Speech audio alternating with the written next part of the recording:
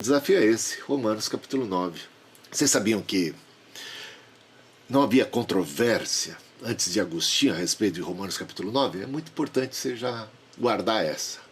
Só a partir de Agostinho é que começou a haver uma interpretação de Romanos capítulo 9, dando a entender dupla predestinação ou predestinação incondicional, tá? Antes disso não havia esse problema. Para entendermos o capítulo 9, aliás, para entendermos Romanos como um todo, para entender quase todos os livros da Bíblia, uma questão de hermenêutica, ou seja, é fundamental a gente atentar para o seguinte. Em primeiro lugar, no caso de Romanos capítulo 9, precisamos entender qual é a questão por trás de Romanos capítulo 9. Em segundo lugar, entender que Romanos capítulo 9, de 9 a 11, que ali é uma seção, ela é de fato um bloco e devemos entender como tal e ler e interpretar em conjunto, tá bom? Ler dentro do contexto da mensagem central da carta, entender o que é que Paulo está ensinando, do começo ao fim, qual é a tese, qual é a linha de pensamento. Isso é vital, não pode você, eu, quem quer que seja, se sentir na liberdade de interpretar Romanos capítulo 9 como, tirando fora do contexto. Isso é um problema seríssimo de hermenêutica que muita gente comete esse erro, mas a gente não deve cometê-lo. Perceber também a conexão com os primeiros 4 capítulos. É imprescindível isso. Entender que Romanos capítulo 9, 10 e 11 tem tudo a ver com Romanos capítulo 1, 2, 3 e 4, que é a base, o cerne, que é quando Paulo está levantando todas aquelas questões relacionadas à salvação que bate de frente com a tese judaica, que era: somos um povo escolhido. Somos descendentes de Abraão. Recebemos a lei, a circuncisão. Temos todas essas coisas e nelas estamos calcados. Paulo vai bater de frente com isso e vai dizer que não há salvação para ninguém pelo puro e simples fato de ser um descendente étnico, sanguíneo de Abraão. De que ter a lei não garante salvação para ninguém, porque a salvação estaria na obediência à lei. O problema é que quem é que obedece à lei devidamente? Então, todos pecaram, destituídos estão da glória de Deus. Está percebendo? Então, tudo que Paulo fala nos primeiros 4 capítulos, que é a base, a essência ali, é contra a ideia de que possa haver salvação para um judeu ou para um gentio através das boas obras, através da circuncisão ou através de qualquer outro caminho. Coloca todo mundo, gentio e judeu, na mesma base de pessoas perdidas que carecem de salvação. É isto. Essa é a tese. E aí é que a gente chega no capítulo 9. Porque os judeus estão questionando, os judeus cristãos da comunidade, porque havia muitos judeus cristãos dentro da comunidade dos romanos, embora fossem em menor número, mas eles estavam ali presentes. Eles estavam achando que Paulo, com essa abordagem, estava desprezando os judeus e desconsiderando tudo. Aliás, Paulo, em outro texto, em outra de suas epístolas, chama de refúgio todas estas coisas nas quais ele, como judeu, e os judeus seus contemporâneos confiam. E ele considera tudo isso como refúgio para ganhar Cristo. Mas antes ele estava apostando tudo nisto.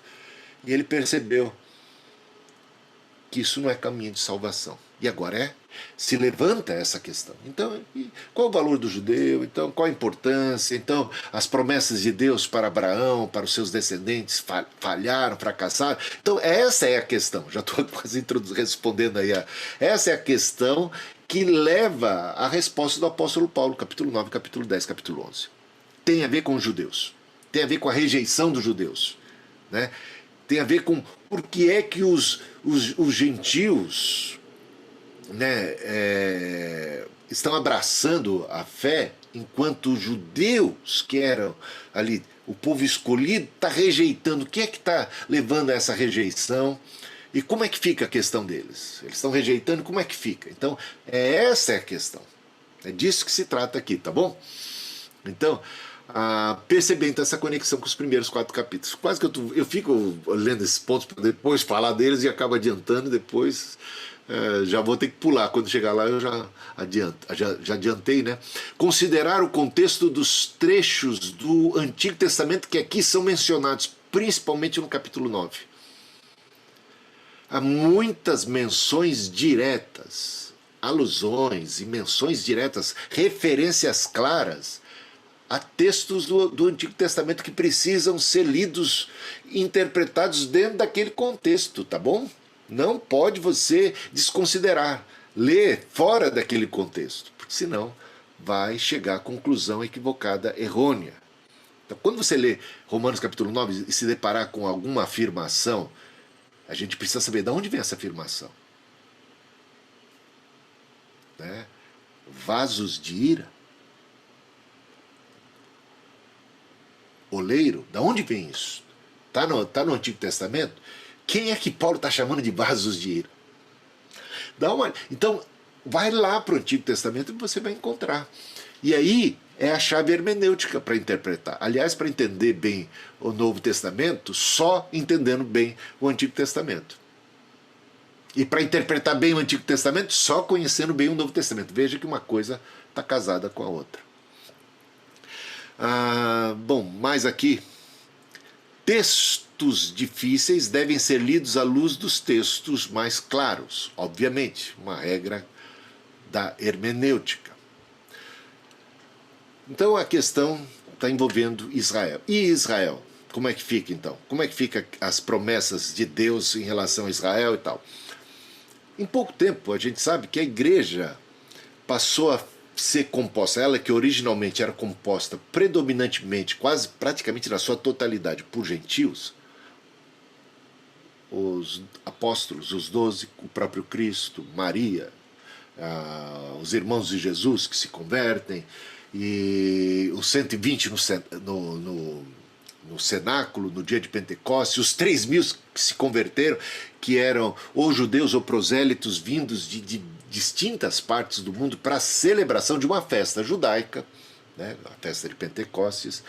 Então, tudo isso mostra a igreja nascendo num contexto judaico, composta predominantemente por judeus, mas em pouco tempo, e principalmente graças ao ministério do apóstolo Paulo. Pedro já começa o ministério de evangelização de gentios, mas Paulo é que dá, sabe, um impulso muito grande. A igreja passa a ser majoritariamente composta por gentios. Gentios esses, que você sabe, tem o primeiro concílio de Jerusalém, e lá no primeiro concílio de Jerusalém, o que nós temos é um grande debate a respeito de como é que ficam gentios. Porque os próprios apóstolos não tinham clareza, embora tivessem tido o ensino claro de Jesus a esse respeito, eles estavam confusos. Havia debates homéricos a respeito de como é que os gentios tinham que ser tratados. Se os gentios precisavam se tornar judeus antes de se tornarem cristãos, ou para se tornarem verdadeiros cristãos, precisavam guardar a lei, precisavam se circuncidar e cumprir todos aqueles rituais judaicos. Havia muito debate a esse respeito. Briga com o Pedro, porque Pedro ousou ir à casa de Cornélio, porque um judeu não visitava um gentil, e mais que isso, pregou e batizou. Então, ele foi chamado a atenção, lembram disso? Então, tem vários episódios que mostram, até o Concílio de Jerusalém. Atos capítulo 15. E lá no Concílio de Jerusalém, o que fica claro, né, com a anuência de todos os apóstolos, é que os gentios convertidos não deveriam ser não deveria ser colocado sobre eles nenhum fardo judaico. Eles não precisavam guardar a lei judaica como um judeu, sabe? Aquela, pelo menos, principalmente as leis cerimoniais e tudo mais, né? E também não precisavam se circuncidar. Isso foi um grande trunfo, principalmente de Paulo. E se a gente lê o livro de Gálatas, bom, eu já estou meio... A gente vai perceber que Paulo batia de frente com o próprio Pedro e com os apóstolos, porque Gálatas é escrito, é a primeira epístola, né, escrita por Paulo, né? Então, é num momento ainda de tensão, embora já tivesse havido superação, Paulo bateu de frente com Pedro, e ali fica registrado, ele conta esse relato, e com outros mais, os de Tiago, né? Então, porque houve um período de tensão, que graças a Deus a igreja em unidade superou, tá?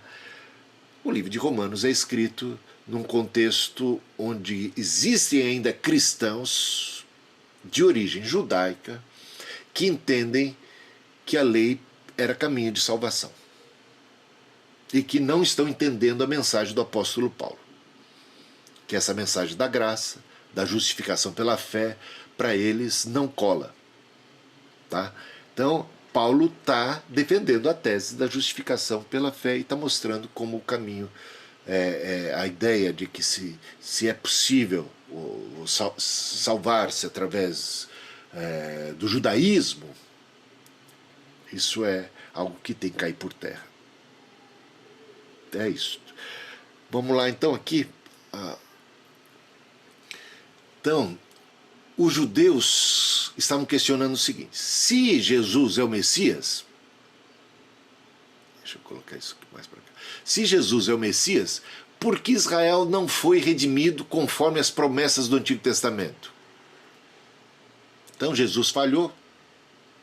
É uma questão que eles colocam aqui. Por que a igreja é composta majoritariamente por gentios? Teria Deus voltado atrás em suas promessas? O que acontecerá com o grande número de israelitas que não creem em Cristo? Estão perdidos? Vão para o inferno? É a maioria? E aí?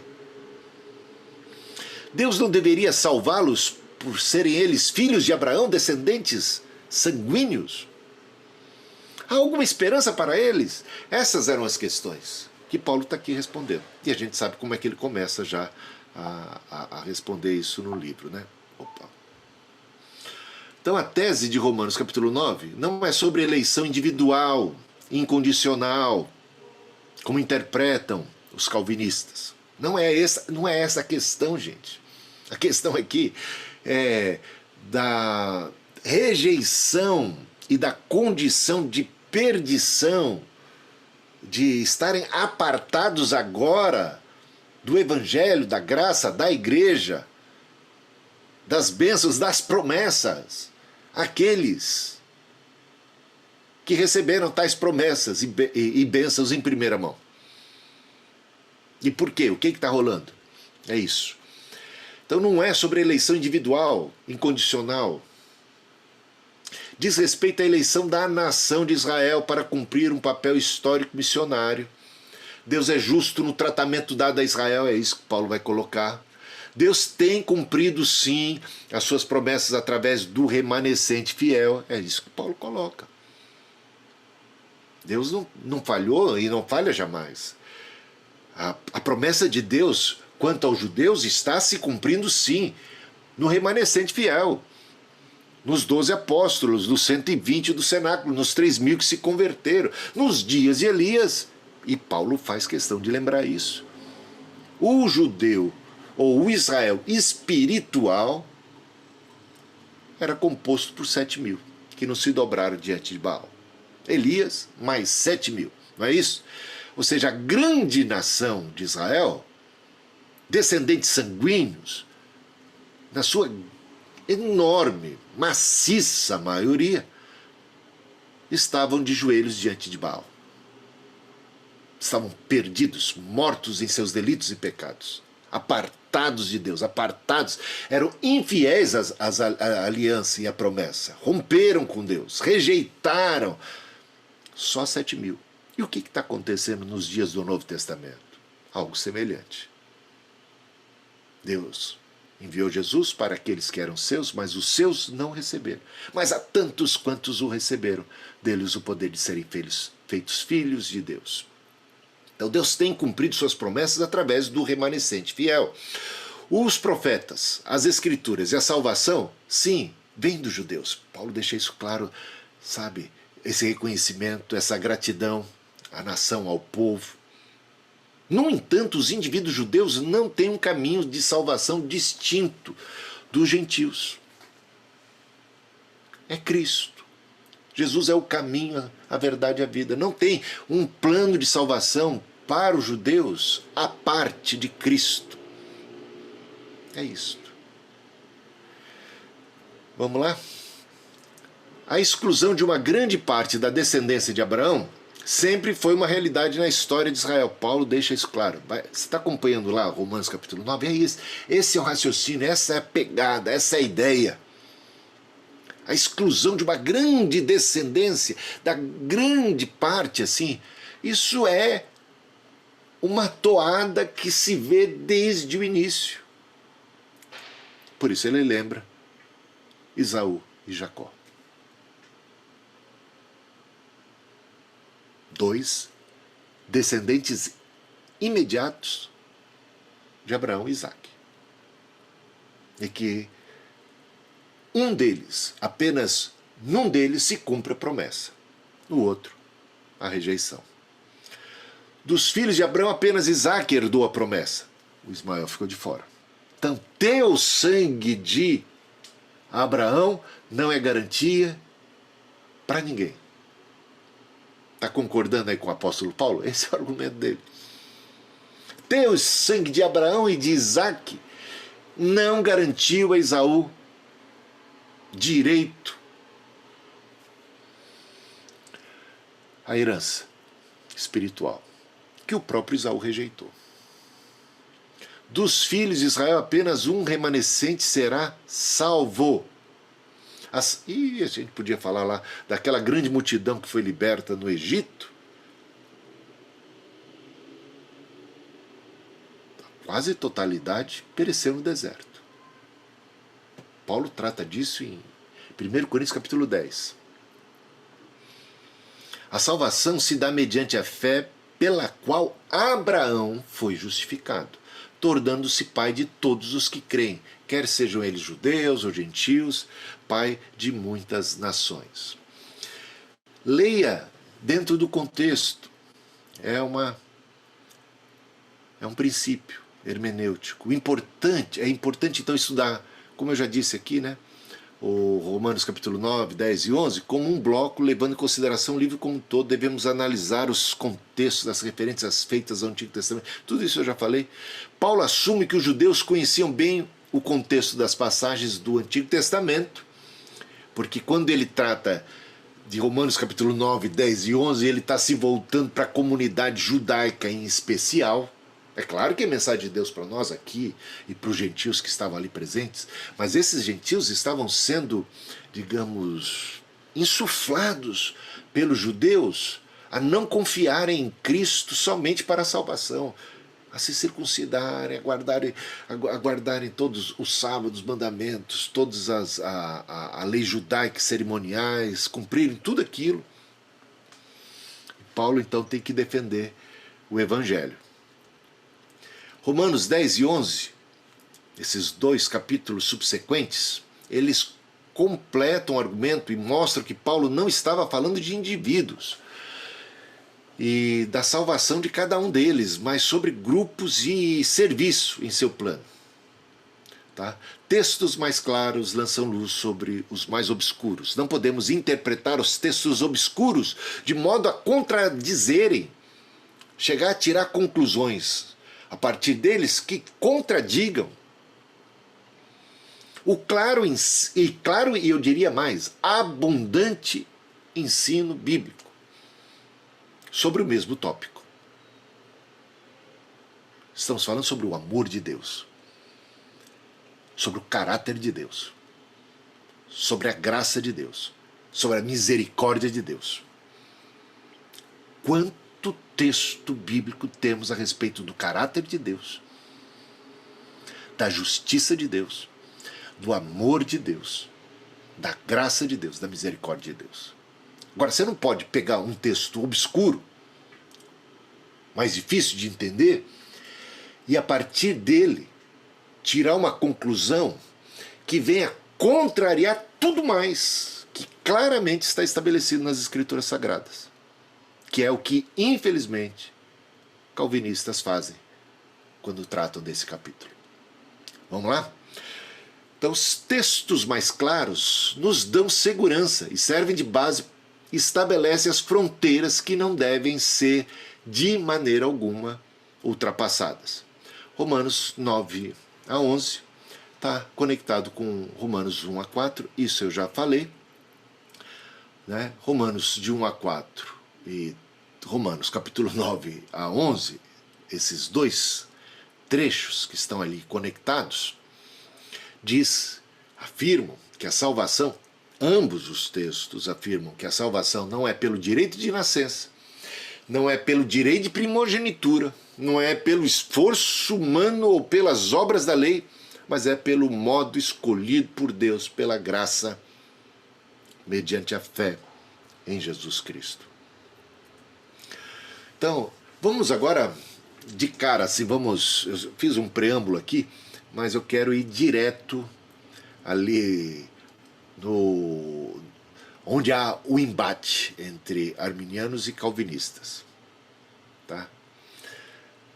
Versículos basilares do calvinismo, ou seja, aqueles versículos que os calvinistas interpretam de tal forma a defenderem a predestinação incondicional, tá? Ou a dupla predestinação. O primeiro deles, Romanos 9:13. Amei a Jacó e aborreci a Esaú. O outro é Romanos 9:15. Terei misericórdia de quem me aprouver ter misericórdia. O outro é Romanos 9:18.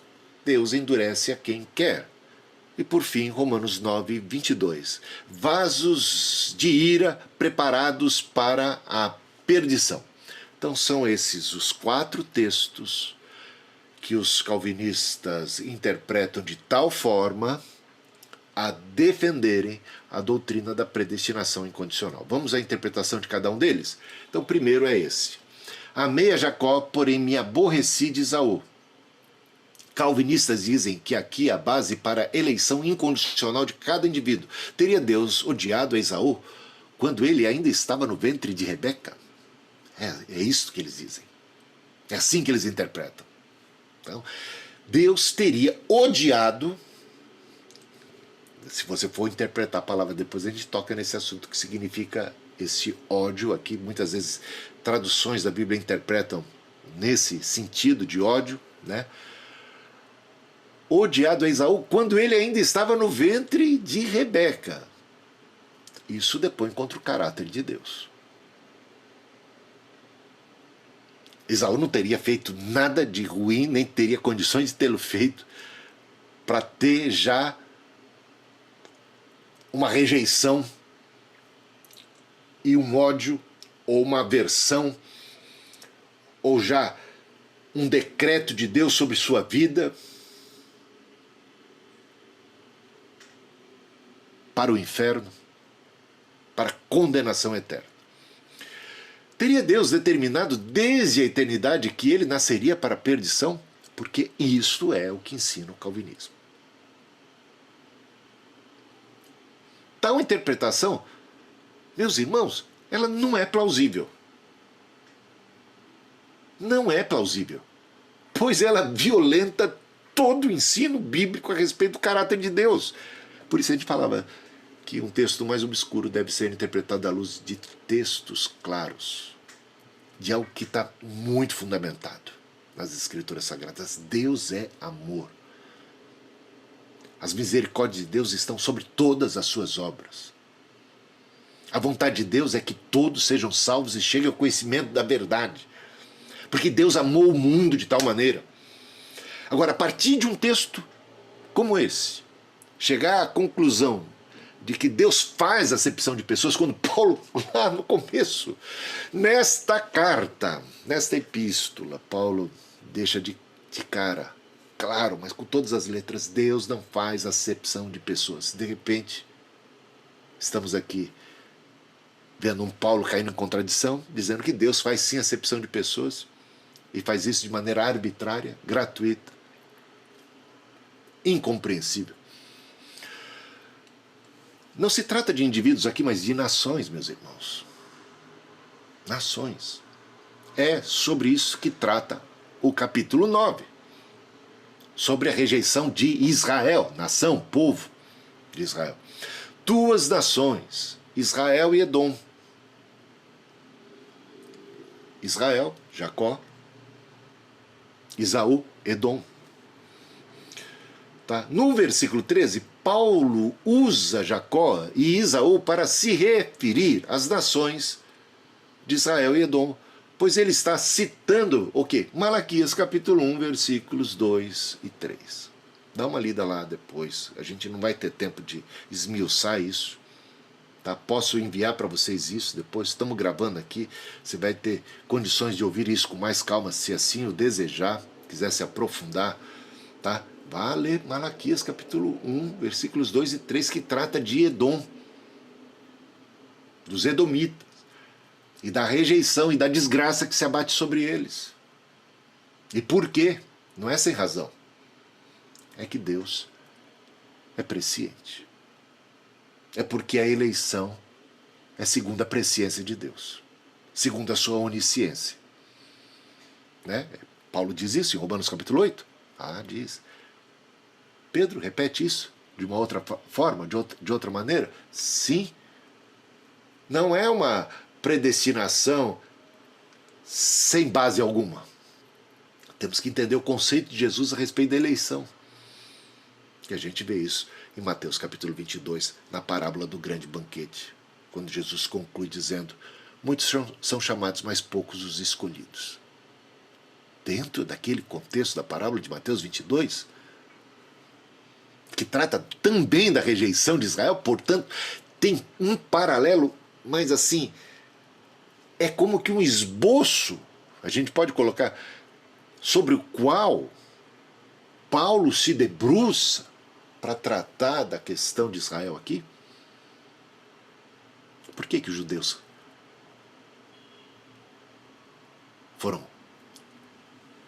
estão de fora da igreja? Pelo menos momentaneamente, porque essa própria rejeição de Israel não é definitiva. Então, que história é essa de predestinação incondicional? Quando Paulo, no capítulo 11,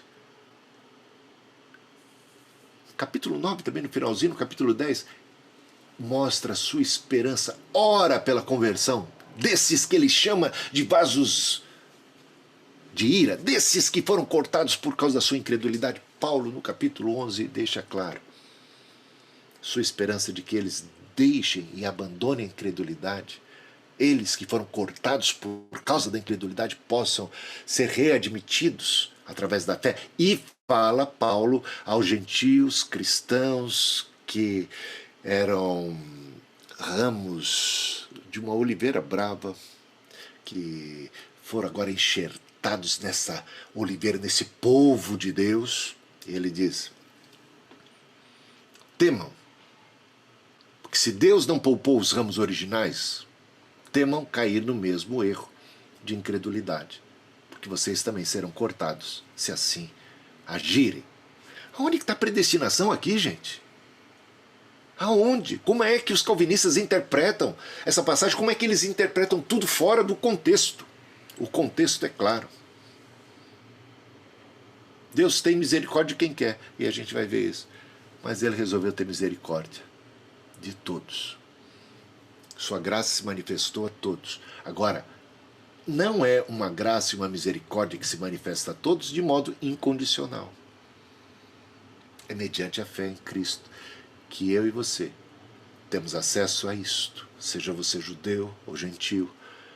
E é mediante a esta mesma fé que mantemos nossa posição em Cristo. Porque Cristo é caminho, é nele que temos a salvação. Então, andemos no caminho. Perseveremos até o fim no caminho. Vamos combater o bom combate? Vamos completar a carreira? Vamos guardar a fé?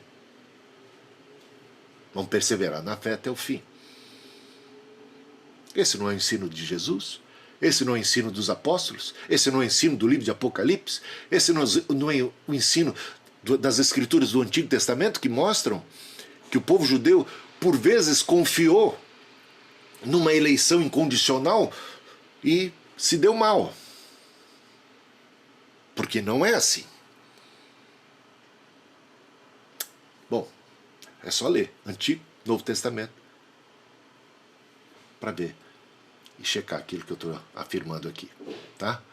Então, Romanos capítulo 9, versículos de 6 a 13, não é sobre salvação de indivíduos, mas sim sobre como Deus escolheu soberanamente nações para levar a cabo seu plano na história. Jacó e Isaú representam Israel e Edom. O indivíduo Isaú jamais serviu ao indivíduo Jacó. É só ler capítulo 9, versículo 12, porque se a gente vê lá, então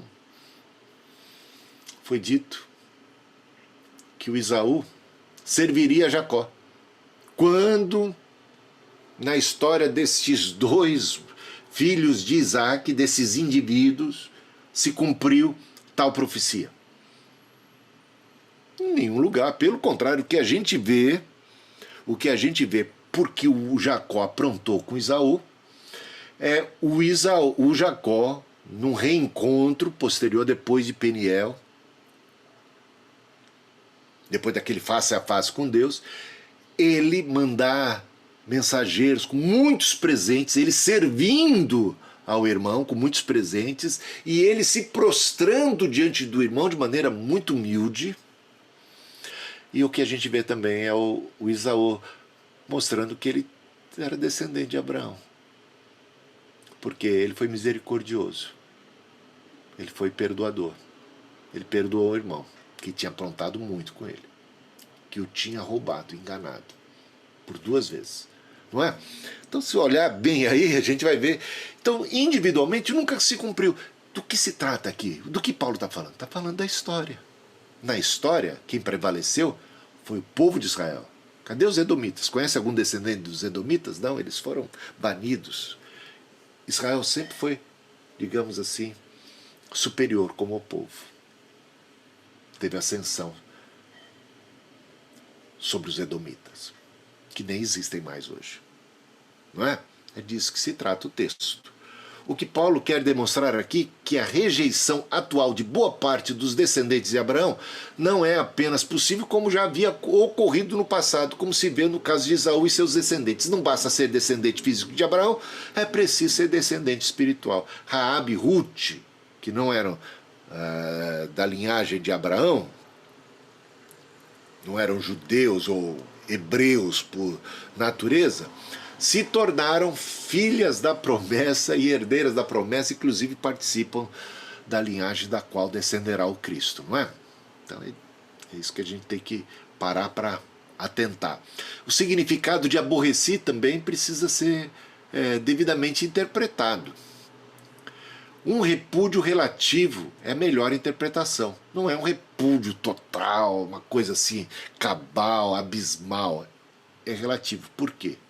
Veja só, esse mesmo termo, tá? Esse mesmo termo, como aparece nas Escrituras Sagradas no original, se encontra lá em Lucas capítulo 14, versículo 26, diz o seguinte: se alguém vem a mim e não aborrece, é o mesmo termo, interpretado, traduzido muitas vezes por odiar ou por aborrecer, tá? Aborrece a seu pai e mãe, e mulher, e filhos, e irmãos, e irmãs, e ainda a sua própria vida, não pode ser meu discípulo. Como é que você interpreta isso, meu irmão e minha irmã? Como é que você interpreta? É o mesmo termo. Como é que um calvinista interpreta? É uma condição que Jesus colocou para ser discípulo dele. Estamos nós odiando? Estamos nós fazendo de tudo para aborrecer essas pessoas? Como é que a gente interpreta? A gente entende isso dentro do contexto. E percebemos que devemos amar a Deus sobre todas as coisas. E que se um parente for oposição ao caminho, nossa lealdade, número 1, é para com Cristo. É isto. Ninguém que eu conheço, ou que você conhece, interpreta de outra forma, não é? Mas quando a gente chega em Romanos capítulo 9, a gente, às vezes tomado por um preconceito, já uma ideia de uma predestinação condicional, já leva para o outro lado, não é? Esse é o perigo de trazermos para o texto aquilo que não está no texto, de virmos a ele com os nossos preconceitos e não deixarmos o texto nos falar aquilo que ele bem quer dizer. Não entendermos o texto dentro do seu contexto e do propósito da tese do apóstolo Paulo, que do capítulo 1 até o último é a mesma. Não é sobre eleição incondicional, que não é o caminho da salvação, não é a eleição incondicional, mas é a fé em Cristo Jesus. Não é? Essa é a tese. Justificação não pela eleição incondicional, mas justificação pela fé em Cristo Jesus. Foi o próprio Esaú quem desprezou seu direito de primogenitura, e isso a gente sabe muito bem, perdendo assim o privilégio de ser o pai da linhagem da qual nasceria o Salvador do mundo e tudo mais. Não se trata aqui de salvação. Mais tarde observamos que Esaú foi misericordioso para com seu irmão, um sinal da graça de Deus em sua vida, individualmente falando. Quem é que pode aqui garantir que o Esaú não estará no céu? É esse o ensino bíblico? Que Esaú se perdeu, foi para o inferno? Olha a atitude dele, grandiosa para com o irmão no final, mostrando que ele também tinha temor de Deus, tinha misericórdia, não é?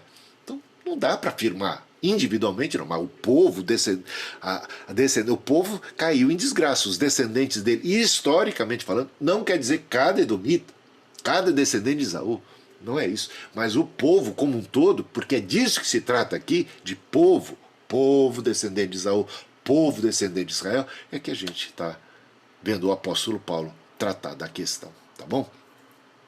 Não podemos afirmar que tenha perdido a sua alma. Alguns de seus descendentes podem ter exercido fé em Deus, à semelhança do pai Abraão. E quanto a Israel, muitos de seus filhos se desviaram após outros deuses, individualmente falando. Não é disso que se trata, tá? Presciência de Deus como base da eleição, praticamente já tratei disso, mas os textos, a gente, bom, citando aqui o de Obadias, porque esse aqui é bem forte, né? Deus sabia o que o povo descendente de Esaú, os edomitas, fariam no futuro. Veja só. Por causa da violência feita a teu irmão Jacó, cobrir-te-á a vergonha e serás exterminado para sempre. Falando a Esaú. Mas Esaú já estava morto. Usando a figura dos dois irmãos, Esaú e Jacó. Jacó chamando de Jacó e não de Israel. Está entendendo aqui? Como Jacó aqui representa o povo de Israel, como Esaú aqui representa os edomitas. Está aqui. Mais um exemplo bíblico. Tu não devias ter olhado com prazer para o dia de teu irmão, o dia da sua calamidade, nem ter te alegrado sobre os filhos de Judá, no dia da sua ruína, nem ter falado de boca cheia no dia da sua angústia. Não devias ter parado nas encruzilhadas para exterminares os que escapassem, nem ter entregado os que lhe restassem no dia da sua angústia. Meus irmãos, quando da destruição de Jerusalém, os edomitas riram, mataram judeus que tentavam escapar, entregaram, deduraram. Se escondeu ali. Por isso a desgraça se abateu sobre o povo edomita. Agora Deus é presciente, já sabia. Então, nós não conhecemos todos os fatores que levam Deus a, de repente, de antemão, escolher um e não o outro. Falando de indivíduos, e muitas vezes também falando de povo. Eleito segundo a presciência de Deus. Aos que de antemão conheceu, também os predestinou. Portanto, uma predestinação baseada num conhecimento prévio. Tanto Pedro primeiro, né? Foi o versículo que eu citei, foi de Pedro, eleito segundo a presciência de Deus, e o de Paulo, em Romanos capítulo 8. Está entendido isso? A mesma coisa aqui em relação aos edomitas. Deus, conhecendo os edomitas, o que fariam, como agiriam, escolheu Jacó, escolheu Israel. Tá bom? Presciência de Deus como a base para eleição e reprovação. Está aqui os dois textos, né? Romanos 8:29 e 1 Pedro 1:12, o 2. A tese de Romanos não é salvação mediante eleição incondicional, mas mediante a fé. Os judeus foram cortados por sua incredulidade e não por terem sido rejeitados de antemão. Mateus capítulo 12, Mateus capítulo 22, a parábola do grande banquete ensina a mesma coisa, né? Romanos 11:20.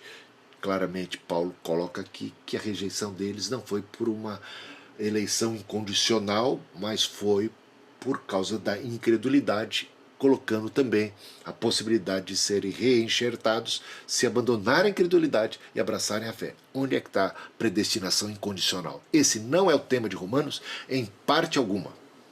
Tá? Os judeus, se não permanecerem na incredulidade, serão enxertados de novo. Romanos 11:23. Eleição é condicional, meus irmãos. Os que creem tornam-se os indivíduos eleitos sob a condição de permanecerem firmes nessa mesma fé. Veja só 2 Pedro 1:10. Portanto, irmãos, empenhem-se ainda mais para consolidar o chamado e eleição de vocês, pois se agirem assim, dessa forma, jamais tropeçarão. 1 Coríntios 9:27. Né? É perseverando que vocês obterão a vida, disse nosso Senhor Jesus Cristo. E isso é um texto claro, meus irmãos. É um texto claro. É perseverando que vocês vão obter a vida. Né? Lucas 21:19, Mateus 24:13 e Hebreus 3:14. Aliás, o livro de Hebreus. Como é que alguém pode ser calvinista e ainda continuar com o livro de Hebreus na Bíblia? Tem que tirar o livro de Hebreus. Tem que tirar, aliás, o Antigo Testamento inteiro. Tem que tirar os evangelhos. Não há predestinação incondicional em nenhuma dessas passagens. Aliás, em Romanos capítulo 9 você pode tirar também, porque está sendo mal interpretado por eles. Veja, pois passamos a ser participantes de Cristo desde que, de fato, nos apeguemos até o fim à confiança que tivemos no princípio. Gente, como é que você interpreta isso? Pois passamos a ser participantes de Cristo desde que. Cadê o incondicional? Não tem incondicional, tem condicional aqui, clara. De fato ainda, nos apeguemos até o fim. A confiança que tivemos. Ele não está dizendo que ele não teve confiança. Porque olha como é que o Batista interpreta. Eu quero conversar com os batistas agora. Porque também tem batista arminiano e batista calvinista, mas mesmo os batistas arminianos chegam a dizer assim, uma vez salvo, salvo para sempre. Mas calma aí. Bom, como é que dá para entender aqui? Pois passamos a ser participantes de Cristo desde que de fato nos apeguemos até o fim à confiança que tivemos no princípio. Gente, você ter confiança no princípio, e então, se você teve confiança no princípio, supomos que você foi salvo. Quem teve confiança no princípio precisa se apegar para ter confiança até o fim. É o que diz aqui o texto. Só assim tem a salvação. Aliás, isso concorda com o que Jesus falou. Então, essa de uma vez salvo, salvo para sempre, não dá. Salvos, fomos salvos, estamos sendo salvos e seremos salvos. se retivermos até o fim essa confiança.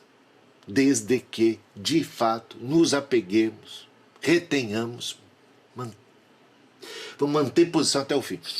E o livro de Apocalipse? Cuidado para que ninguém roube a tua coroa. Então você tem que ter tido a coroa.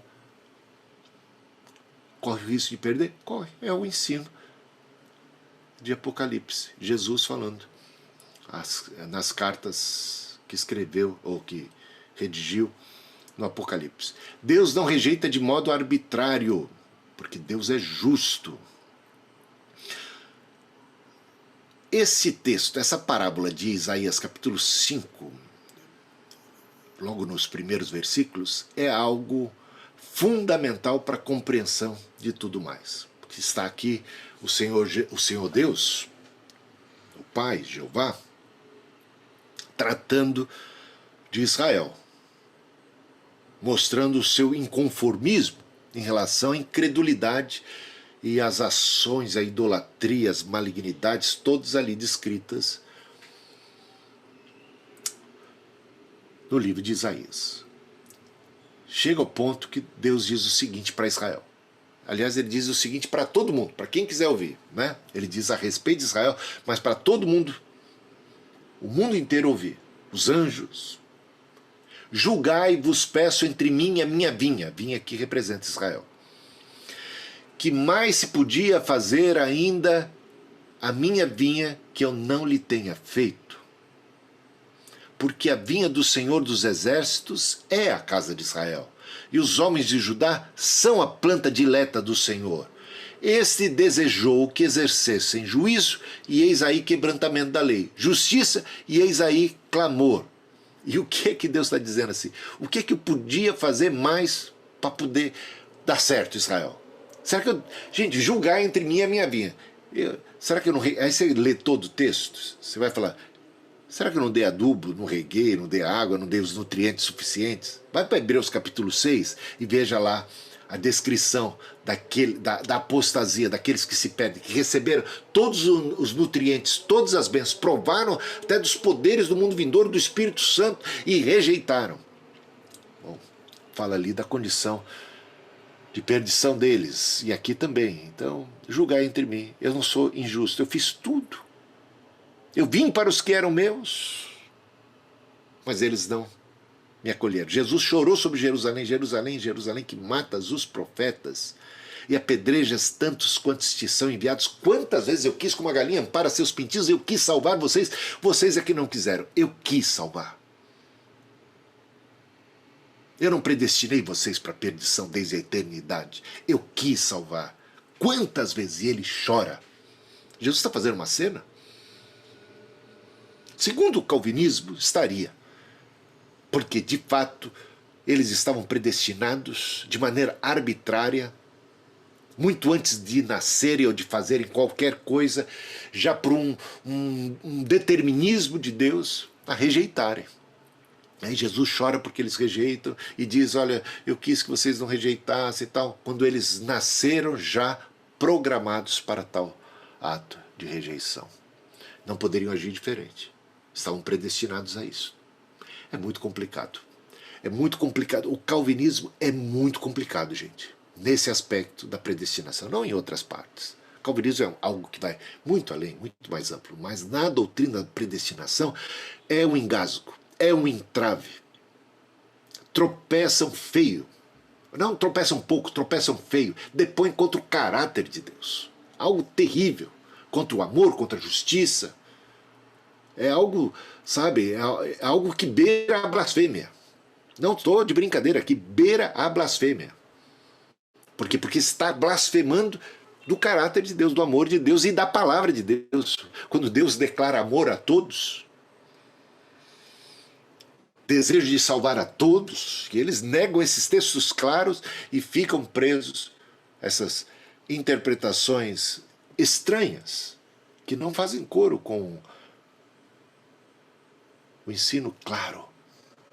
Eleição condicional dos indivíduos. Em 1 Coríntios capítulo 10, Paulo usa o exemplo histórico da queda da maioria do povo de Israel como advertência para a igreja. Embora todos os israelitas tenham experimentado a graça libertadora de Deus, a maioria apostatou-se da fé e pereceu no deserto. E Paulo diz, e se volta para a igreja e diz, olha, essas coisas foram escritas para exemplo nosso, para a gente não incorrer no mesmo erro. Aquele que está em pé, cuide para que não caia. Leia lá 1 Coríntios capítulo 10, leia o capítulo 9, versículo 27, quando Paulo já falava sobre, olha como é que cada um corre.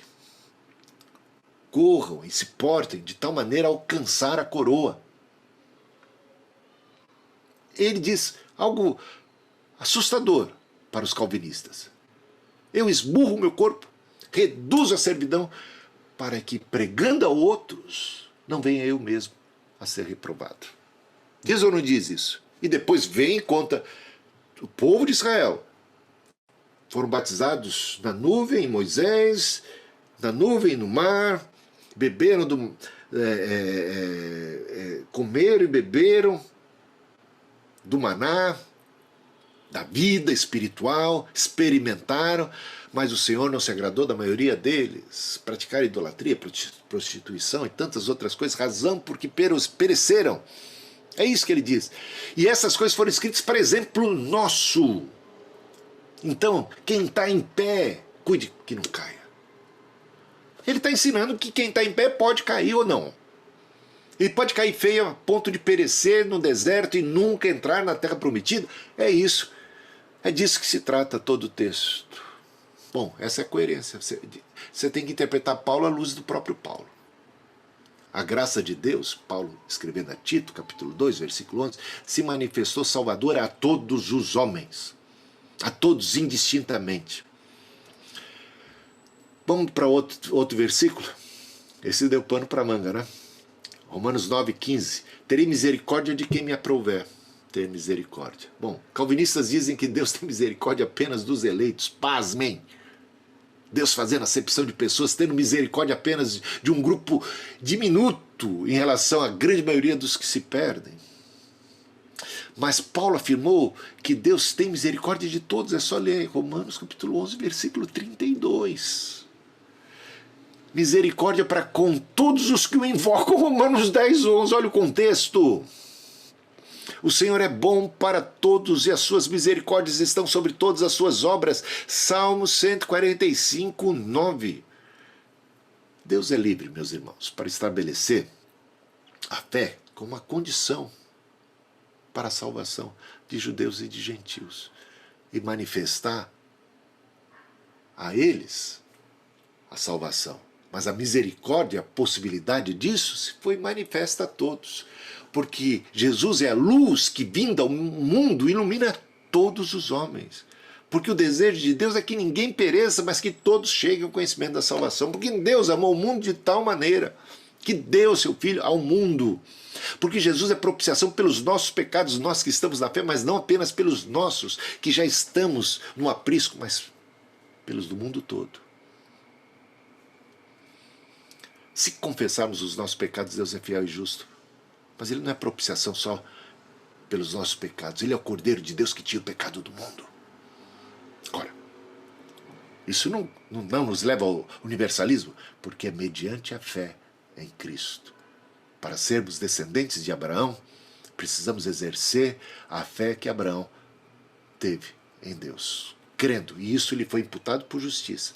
E Abraão, nesse contato e nessa conexão com Deus e exercendo fé na promessa, tornou-se pai de todos os que creem, tanto que gentios e judeus, indistintamente, não importa se eu tenho sangue de judeu ou não, indistintamente, judeus e gentios que creem, que seguem o exemplo de Abraão, têm acesso à promessa feita a Abraão. De modo que nós somos gentios, crentes em Cristo, também filhos de Abraão, herdeiros de Deus e co-herdeiros juntamente com Cristo, de todas as promessas, inclusive a da terra, porque a promessa da terra se cumpre na Nova Jerusalém. Bom, Calvinistas dizem que Deus tem misericórdia apenas dos eleitos. Tal interpretação contradiz os textos que afirmam que Deus não faz acepção de pessoas, Deus ama todos e por aí vai. Já citei. Expiação é universal.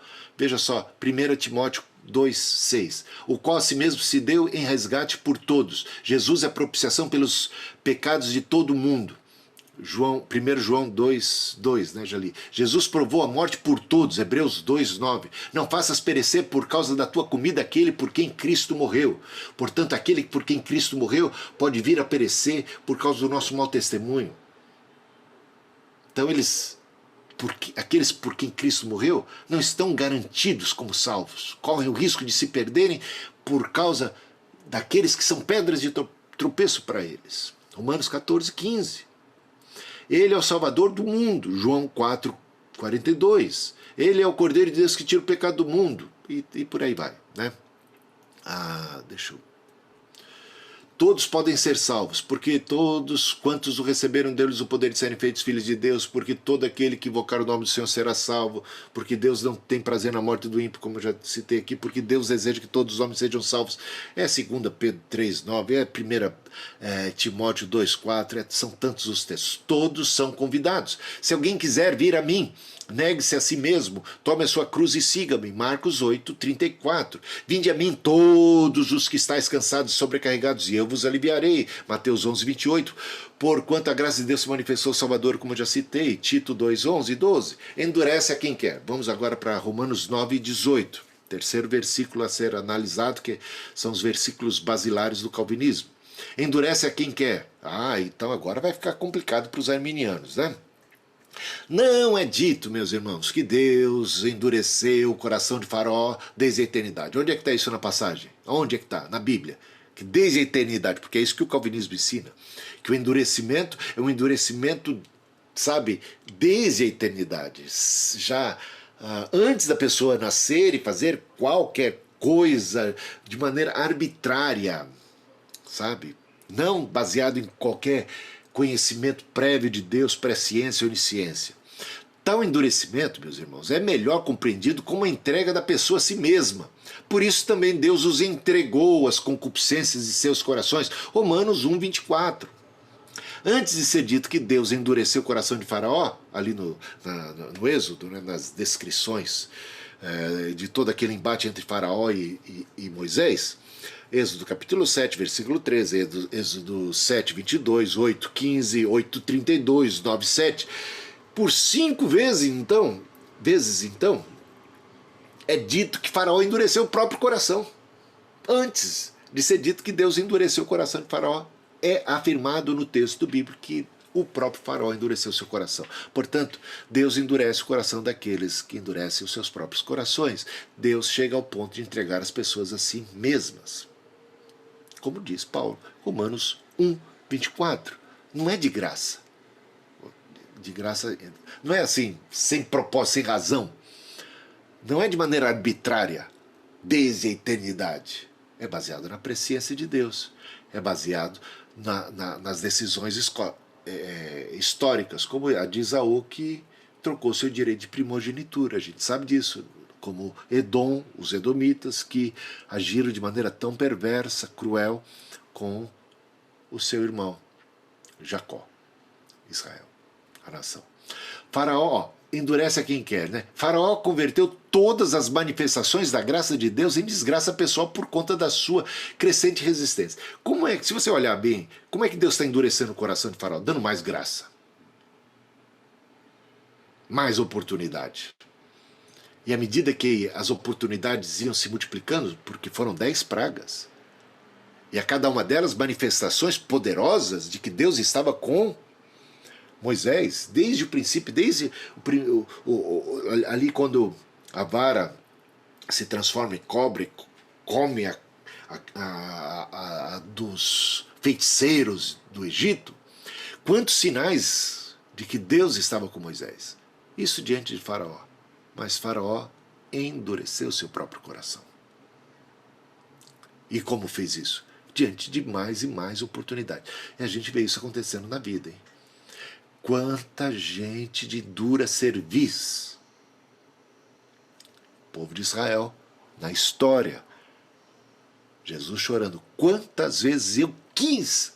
O problema não foi que eu não quis, foi que vocês não quiseram. Eu quis, mas vocês não quiseram. Vocês endureceram os próprios corações. Se hoje ouvirdes a sua voz, a voz do Espírito, não endureçais os vossos corações. Então a ação do Espírito não é de maneira irresistível, como ensinam os calvinistas.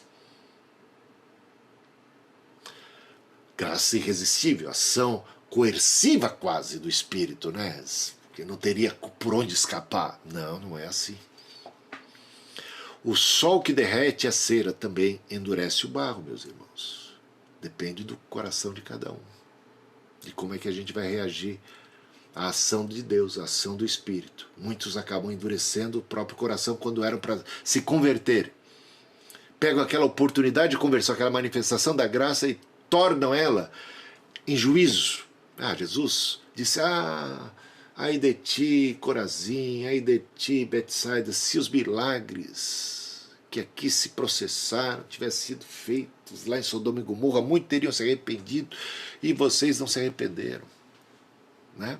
Então, a oportunidade, a manifestação da graça, a quem muito é dado, muito é requerido. Maior se torna a sua culpa. Eles precisam exercer muito mais endurecimento do próprio coração, fecharem cada vez mais as vistas, a ponto de blasfemarem. Quando Jesus expulsava demônios, os judeus religiosos, os líderes, interpretavam da pior maneira possível. Isso aí é um sinal do inferno.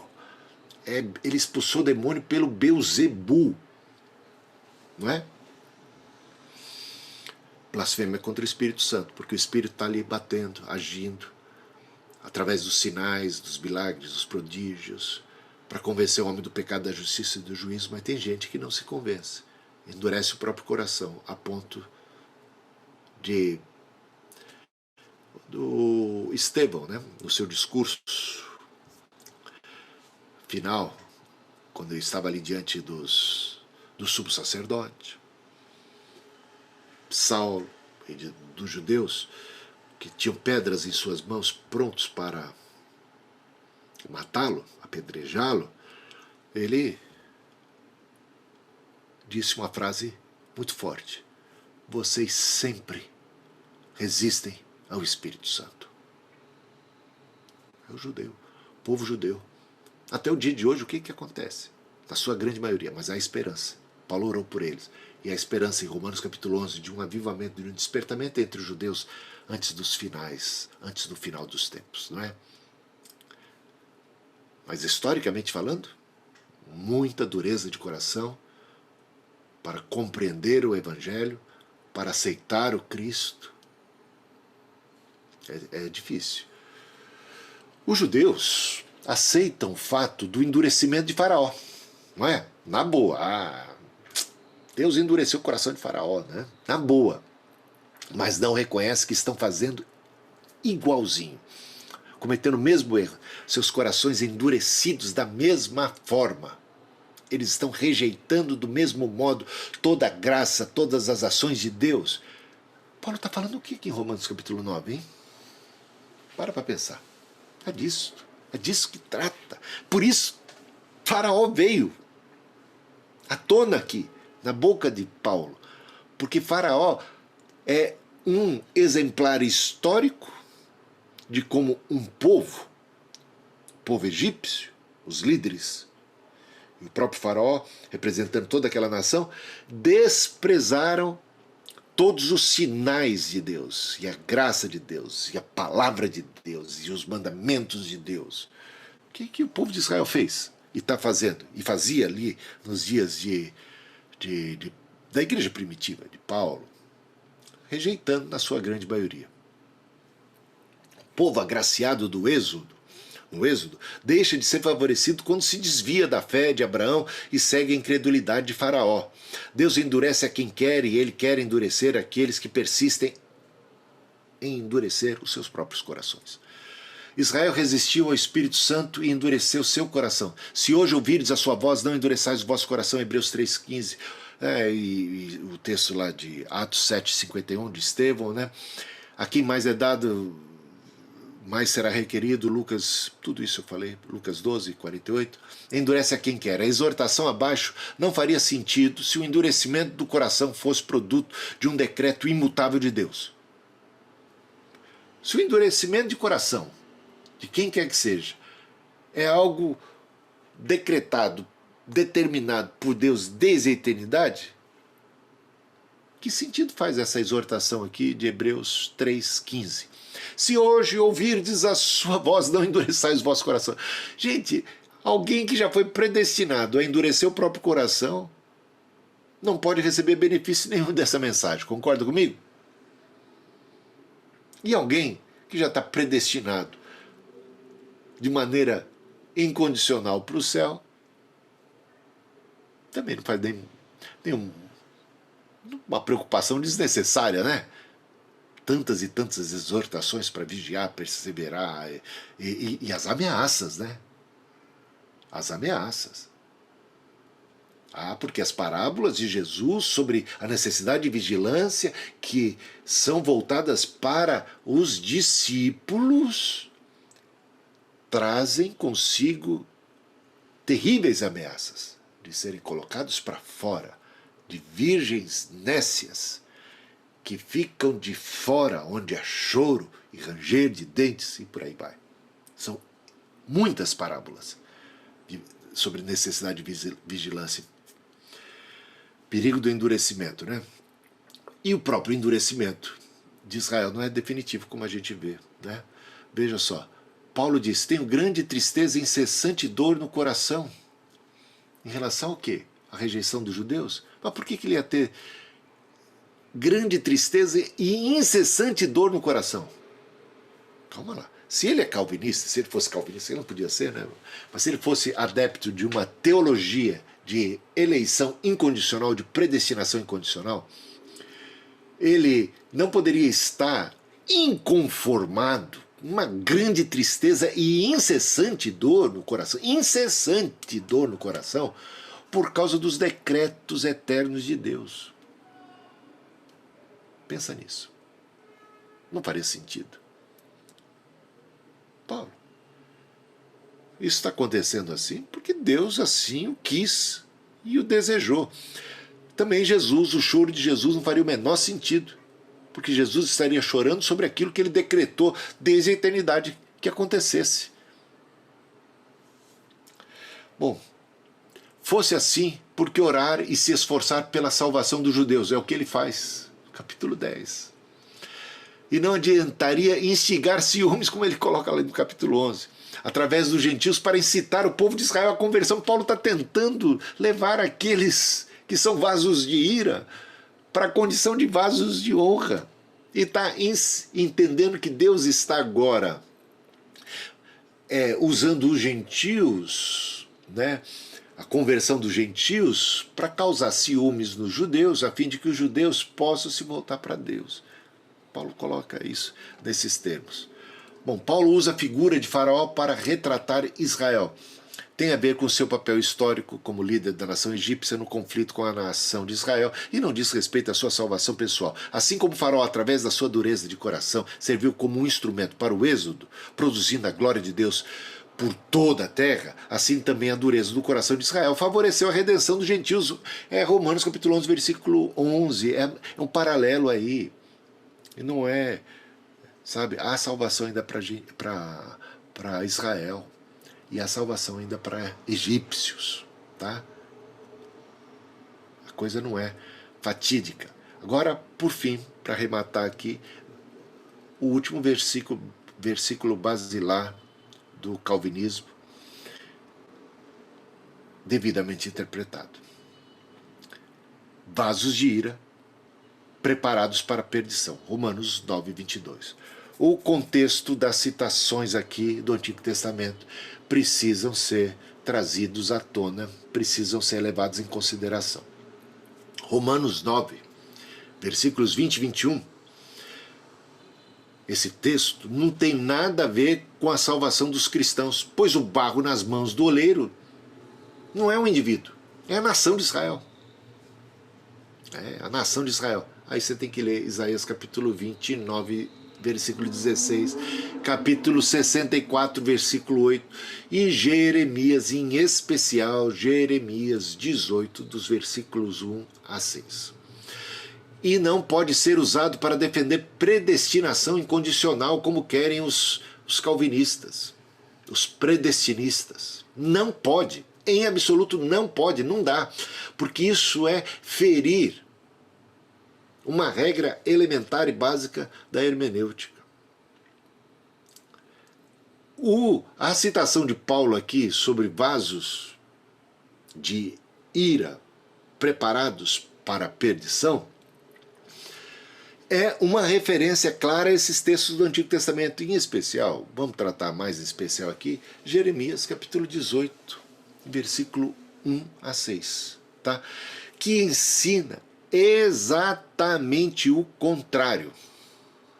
Mas o contrário, ou seja, não ensina de maneira alguma algo como eleição incondicional. Pelo contrário, se ensinasse eleição incondicional, não poderia estar sendo dito a respeito de um povo que foi dito por Deus, um povo eleito, nação santa, povo de propriedade exclusiva de Deus.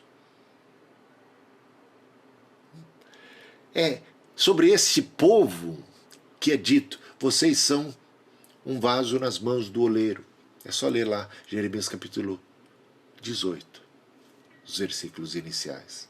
E todo aquele contexto, que vai falar também de nações. E que vai falar de que a fatura não está definida, que não tem nada a ver com predestinação incondicional. Vocês viram bom, eu vou pular esse texto de Isaías, porque seria interessante, mas nós não temos muito tempo. Vamos para Jeremias 18, que eu considero mais forte. Versículo 6, por exemplo, 7 e 8. Veja o que Deus fala. Como o barro nas mãos do oleiro, assim são vocês nas minhas mãos, ó comunidade de Israel. Está dentro do contexto? Vaso, Israel, oleiro. Está dentro do contexto? Tá. Paulo está trazendo esse texto aqui, fazendo uma menção a esse texto? Obviamente que sim, porque trata-se de Israel, trata-se de oleiro, trata-se de vaso. Mas qual é o ensino lá em Jeremias capítulo 18? Se em algum momento eu decretar que uma nação ou reino seja arrancado, despedaçado e arruinado, e se essa nação que eu adverti converter-se da sua perversidade, então eu me arrependerei e não trarei sobre ela a desgraça que eu tinha planejado. O ensino aqui é claramente sobre eleição condicional, sobre decretos condicionais e não decretos incondicionais. Lembra do decreto condicional da profecia de Jonas, sobre Nínive? A palavra de Deus era: Nínive será, é um decreto, Nínive será destruída. Jonas não quis. Por quê? Porque Jonas conhecia o coração de Deus. O coração de Deus sempre é misericordioso para aqueles que se arrependem. E Jonas falou: não vou nada para Nínive anunciar essa mensagem de destruição, de juízo sobre Nínive. Vai que eles se arrependem. E eu já conheço o coração de Deus. Deus vai mudar de ideia. É claro, uma linguagem antropomórfica. Mas é como a gente consegue compreender as coisas. É como está claramente ensinado na mensagem do profeta Jonas. O que aconteceu? Sabemos. Jonas, por fim, prega, anuncia a destruição, o povo se arrepende e Deus se arrepende da destruição que havia decretado sobre eles. E aqui? Então não se fala aqui de decretos incondicionais, mas de decretos condicionais. De Deus interagindo no tempo e no espaço com o povo. Como é que um texto que fala de oleiro, de vaso, de tal, pode ser tirado completamente do contexto das Escrituras Sagradas e agora interpretado como uma unidade estanque, Romanos capítulo 9, como se não tivesse referência nenhuma a todos os textos do Antigo Testamento que falam de vaso e de oleiro e de nações e de num contexto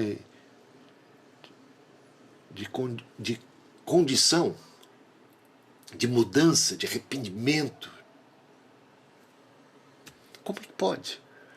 Eles interpretarem exatamente o contrário, dizerem aqui, olha, o ensino é o seguinte, Deus já determinou a fatura desde a eternidade, Deus já criou vasos de desonra vasos de ira para desonra, para destruição, para danação completa. Está aqui predestinação para perdição. Quando você vai para Jeremias, que é o texto base, fundamental aqui, para que Paulo está se referindo a ele, e diz a mensagem desse texto o contrário, mas completamente contrário. Por favor, vejam isso com muito cuidado, gente, mas com muito cuidado, para vocês verem o tamanho, o erro da doutrina predestinista. É enorme, ele não é pequeno, ele é gigante. É algo que contraria tudo mais nas Escrituras Sagradas. Não estamos falando de qualquer coisa, não é questão de opinião não, gente. Não é questão de opinião. Dá uma olhada aqui. Como conseguem ignorar a menção clara que o apóstolo Paulo está fazendo. A alusão clara, a referência clara. Porque se volta Paulo, em especial, à comunidade judaica, que havia se tornado cristã e que estava confusa. Mas o texto não para por aí. Jeremias 18, agora versículos 9, 10 e 11. E se noutra ocasião eu decretar que uma nação ou um reino seja edificado e plantado, epa, está falando de Israel agora, hein? E se ele fizer o que eu reprovo e não obedecer, então me arrependerei do que pretendia fazer em favor dele. Agora, portanto, diga ao povo de Judá e aos habitantes de Jerusalém, assim diz o Senhor, estou preparando uma desgraça e fazendo um plano contra vocês, por isso converta-se cada um de seu mau procedimento e corrija a sua conduta e as suas ações. Para quem que ele está dizendo isso? Para Israel. E aí, o povo vai se arrepender? Não. Essa não é a profecia de Jeremias? O que acontece? O povo rejeita. O que vem sobre Israel? Sabe o que os falsos profetas, os sacerdotes de Israel estavam fazendo naqueles dias?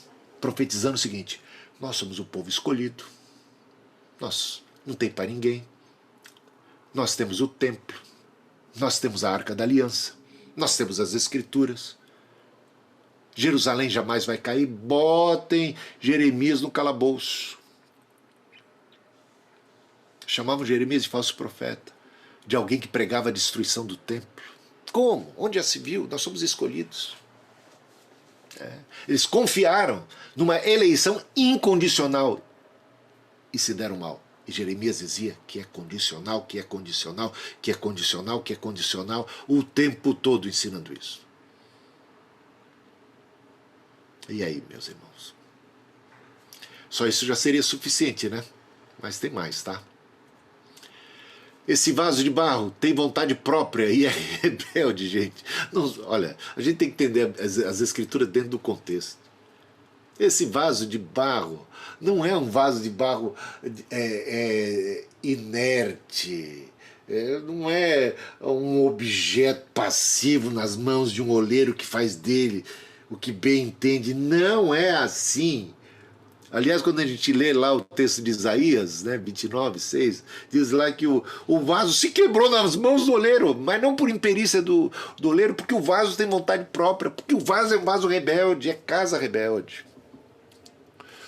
Se estivesse totalmente sujeito ao controle nas mãos do oleiro, esse vaso jamais se quebraria, tá? A ilustração, então, do oleiro é contra o determinismo, e pelas razões que eu já coloquei aqui. Tá? Vasos de ira preparados para perdição precisam ser interpretados do seguinte modo. O vaso de barro não é criado, mas ele é formado. Ele não é criado desde a eternidade, ele não foi determinado desde a eternidade. Não tem determinismo aqui. Ele é formado, ele é forjado, e muitas vezes aqui, como ele tem vontade própria, tá? Não se trata de vasos, objetos passivos. E sabemos que não havia barro antes da fundação do mundo, tá? Bom, é só algo para considerar, né? É dito que os vasos de misericórdia foram preparados para a glória por Deus, mas em lugar nenhum, em parte alguma, é dito que quem foi esse agente, né? Dos vasos preparados para a perdição. Para a glória só pode ser Deus, porque para a glória é mediante Cristo, porque não há um vaso que por si só, por vontade própria, possa colocar-se diante de Deus com justiça própria. Então, todo preparo é do Espírito. Ele é o autor e consumador da fé. Jesus disse: sem mim nada podeis fazer. Ponto pacífico. Salvação vem de Deus, está em Deus, é mantida por Deus. Mas não sem a participação humana, no sentido de não endurecer o coração, de exercer fé, de permanecer, de guardar o que tem para ninguém roubar a coroa, tá? Agora, se é dito que os vasos de misericórdia foram preparados por Deus, em lugar algum é dito quem foi que preparou, quem é o agente, né, dos vasos de perdição, para perdição. Provavelmente eles próprios, né? Sabemos que Deus não predestinou Israel para a perdição, e é de Israel. Vasos de ira aqui é um símbolo aqui, agora de Israel. Deus quis salvar, mas Israel não quis, e é exatamente da rejeição e do tropeço de Israel que trata Romanos capítulo 9. Veja os versículos 32, veja o capítulo 10, versículo 21. Israel desprezou a salvação, tropeçaram na pedra de tropeço. Não porque Deus os fez tropeçar. Não é isso que Paulo ensina aqui. Romanos 9:32. Tropeçaram, eles tropeçaram na pedra de tropeço. Como o vaso que o oleiro fazia na mão se lhe estragou na mão, tornou a fazer dele outro vaso, segundo bem lhe pareceu. Jeremias 18:4. Falando da rejeição de Israel e Deus fazendo outro vaso. Todos os do meu povo se têm esquecido de mim, queimado incenso aos ídolos que os fizeram tropeçar. Os ídolos os fizeram tropeçar. O meu povo tropeçou porque se esqueceu de mim. É o ensino, Jeremias 18, no contexto de vasos. Versículo 15. Pela incredulidade foram quebrados. Romanos 11, 20, pela incredulidade, não pelo um decreto eterno, incondicional de Deus. Gente, que coisa mais clara que isso? Tal rejeição sequer é final. Paulo fala sobre o seu restabelecimento em Romanos 11, 25. Em Romanos 11, 23 ele diz: os que foram quebrados, se não permanecerem na incredulidade, serão enxertados, reenxertados, ou enxertados novamente, pois Deus é poderoso para os enxertar de novo. De novo. Cortados por incredulidade, reenxertados novamente, se abraçarem, abandonar a incredulidade e abraçarem a fé. Vasos de ira. Paulo não usa a expressão vasos de ira para discorrer sobre predestinação, mas para falar da rejeição temporária de Israel por conta de sua incredulidade, o que, de certa forma, favoreceu a salvação dos gentios, contribuindo assim para os propósitos divinos. Deus não destinou ninguém para ira, não nos destinou para ira, ou não destinou ninguém de antemão, desde a eternidade, para a ira. 1 Tessalonicenses 5:9. Deus não criou ninguém para a perdição, nem nós, nem o povo de Israel, nem mesmo os ninivitas. Jonas 4, versículo 11. Deus não faz acepção de pessoas. Veja, Romanos, no contexto de Romanos, Romanos 2, dos versículos 4 a 11. Tem mais aqui um extrato desse texto, né? Ou desprezas a riqueza da sua bondade, a tolerância e a longanimidade, ignorando que é a bondade de Deus que te conduz ao arrependimento. Mas segundo a tua dureza e coração impenitente, acumulas contra ti mesmo ira para o dia da ira e da revelação do justo juízo de Deus, que retribuirá a cada um segundo o seu procedimento. Tribulação e angústia virão sobre a alma de qualquer homem que faz o mal. Ao judeu, primeiro, e também ao grego. Glória, porém, e honra e paz a todo aquele que pratica o bem. Ao judeu primeiro e também ao grego, porque para com Deus não há acepção de pessoas. Portanto, ou desprezas tu a riqueza e a sua bondade, e a tolerância e a longanimidade, ignorando que a bondade de Deus é que te conduz ao arrependimento. Ele está se voltando aqui a um grupo em especial, ou a uma pessoa especial, né, que representa um grupo. Mas segundo a tua dureza, quer dizer, a bondade de Deus é que te conduz ao arrependimento, mas segundo a tua dureza você não se arrepende e acumula para ti ira para o dia da ira. Onde é que está a predestinação incondicional aqui? Em lugar nenhum. Deus não faz acepção de pessoas. E essa é uma palavra de advertência, uma sacudidela para que eles possam voltar a cair em si, né? Dois grupos de pessoas, vasos de misericórdia e vasos de ira. Efésios 2, de 1 a 5, os cristãos devem reconhecer que houve um tempo em que fizeram parte do grupo vasos de ira, ou filhos da ira. Eles puderam sair de um grupo e passar para o outro. Deus nos tirou do império das trevas, nos transportou para o reino Nós éramos antes filhos da ira, mas agora somos filhos de Deus, né? Romanos 2, 1 a 5, a bondade de Deus é que conduz ao arrependimento. Bom, já falamos. 2 Pedro 3, de 9 a 16, Deus não quer que ninguém se perca, sua paciência visa dar mais oportunidade para o arrependimento. A relevância da pregação para a salvação de todos os que creem. Todo aquele que nele crê não será confundido, pois não há distinção entre judeu e grego. O Senhor é rico para com todos os que o invocam, porque todo aquele que invocar o nome do Senhor será salvo. Romanos 10. Vasos de ira podem se transformar em vasos de honra. Gentios crentes são adotados como filhos da promessa, enquanto os filhos da carne são rejeitados por conta da sua incredulidade. Romanos 9, 11, Romanos 11, 17. Paulo fala da esperança que tem da conversão dos judeus. Já falamos disso. E versículo 14 do capítulo 11. Né? Eles também, se não permanecerem na incredulidade, serão reenxertados. Bom, já falamos sobre isso. Paulo ora pela salvação dos endurecidos vasos de ira, já tratamos disso. Todos podem ser salvos, meus irmãos. Paulo cria na possibilidade de salvação dos endurecidos judeus, daqueles vasos de ira, que ele chamou de vasos de ira, como também na possibilidade de salvação de todos, sem distinção, porquanto a Escritura diz, todo aquele que nele crê não será confundido, como já lemos aqui. Gentios eram os filhos da ira, mas agora, né, os gentios crentes que anteriormente eram filhos da ira se tornaram filhos da promessa, Efésios 2, de 3 a 6. Vasos de ira podem se transformar em vasos de honra. Se alguém se purificar dessas coisas, será vaso para a honra, santificado, útil para o Senhor e preparado para toda boa obra. 2 Timóteo 2, 21. Advertência aos vasos de honra, hein? Olha a advertência aos vasos de honra, que não combina com uma ideia de predestinação incondicional.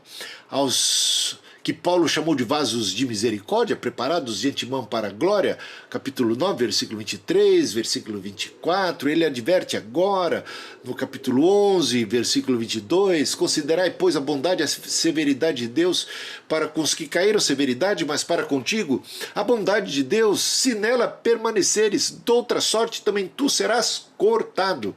E aí lembramos de João capítulo 15, né, se um ramo que estiver em mim não der fruto, será cortado e lançado fora. Mas esburro meu corpo e eu reduzo a escravidão, já li aqui, Romanos 9, 27, não, 1 Coríntios 9, 27. Advertência aos vasos de honra. Enquanto o destino do povo de Deus está definido, todo Israel será salvo, o destino dos indivíduos está condicionado à fé no Messias, que lhes permite fazer parte desse Israel de Deus, sendo, portanto, necessário estar em Cristo pela fé e nele permanecer fiel até o fim, conforme tantos outros textos bíblicos que a gente pode citar. O destino de Jerusalém poderia ter sido outro, né? Como a gente vê em Jeremias 38, versículos 17 e 18. Então Jeremias disse a Zedequias: Assim diz o Senhor Deus dos exércitos, Deus de Israel: se voluntariamente saíres aos príncipes do rei de Babilônia, então viverá a tua alma. E essa cidade não se queimará a fogo, e viverás tu e a tua casa. Mas se não saíres aos príncipes do rei de Babilônia, então será entregue essa cidade na mão dos caldeus, e queimá-la-ão a fogo, e tu não escaparás da mão deles. Onde é que está a predestinação? Em lugar nenhum. Bom, gente, eu poderia continuar falando, né? A fé vem pela pregação e não pela eleição incondicional. A eleição, a terceira parte seria uma comparação com Mateus, as parábolas, a parábola das bodas de Mateus 22, pois eu já andei adiantando para vocês aqui de en passant, né? Minutos atrás, e já fomos longe aqui nas nossas considerações. Acho que já fica cansativo para vocês, e é suficiente por enquanto. Eu quero terminar por aqui, e se tiver alguma dúvida, perguntas, eu vou responder nesse momento. Se não, podemos já até nos encaminhar para o encerramento. Rapaz, cansativo não tá não. Se quiser ir até às 11, pode ir. Se tiver pergunta, é só fazer comentários, fiquem à vontade, porque aí a gente pode interagir mais. Obrigado pela palavra aí de apreço.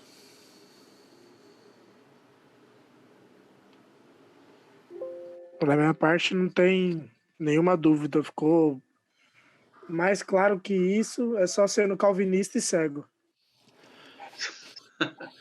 Keila, você tinha algumas perguntas? Pois não.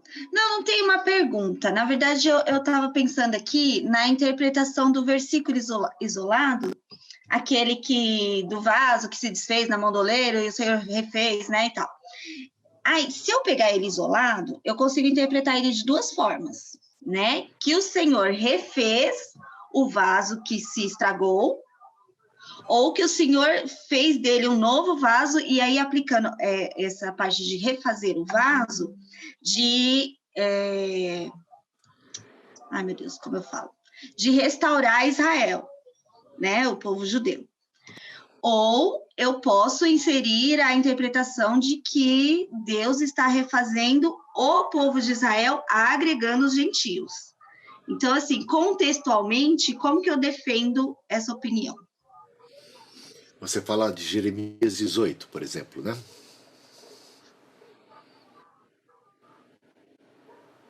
É isso. Tá.